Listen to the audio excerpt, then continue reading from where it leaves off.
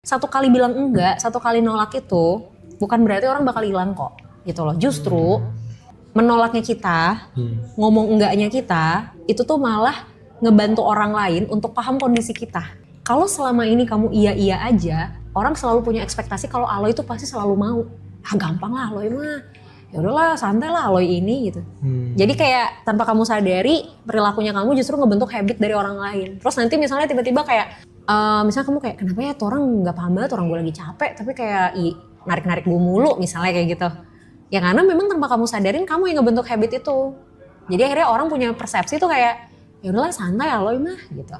Justru ketika kita bilang enggak, ketika kita menolak itu malah ngebantu orang lain untuk paham kalau sebenarnya oh oke, Aloy lagi nggak bisa nih, oh batasannya di sini nih gitu. Nah pasti yang jadi pertanyaan adalah ya gimana cara nolaknya, ya kan?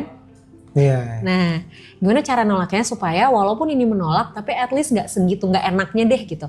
Tetap ada sisi kayak ya nggak enak sih, tapi ya udahlah gitu, masih ada sisi apa ya 50-50-nya gitu. Cara nolaknya adalah kita bisa bilang enggak, tapi kita kasih garantinya tuh apa? Misal gini, ada orang misalnya kayak minta ditemenin kemana gitu, sementara kayak kamu capek banget gitu kan. Kamu bisa bilang enggak, tapi kamu kasih garantinya yang kamu bisa lakuin kapan. Misal, hari ini gue lagi capek banget lagi. Boleh gak gue tidur dulu 2 jam misalnya, abis itu baru kita cabut. Atau kayak orang misalnya kayak contoh deh misal gini, aku pun suka tiba-tiba di tengah malam nih dicurhatin orang gitu kan. Dan udah habis kegiatan seharian capek banget, aku selalu bilang kayak sorry nih gue lagi capek banget hari ini. Kalau gue paksain dengerin omongan lu malam ini, takutnya gue gak konsen, boleh besok aja gak ngobrolnya. Jadi kayak kita nolak tapi ada garantinya gitu. Atau paling gampang misalnya kayak orang minjem duit deh misal gitu kan.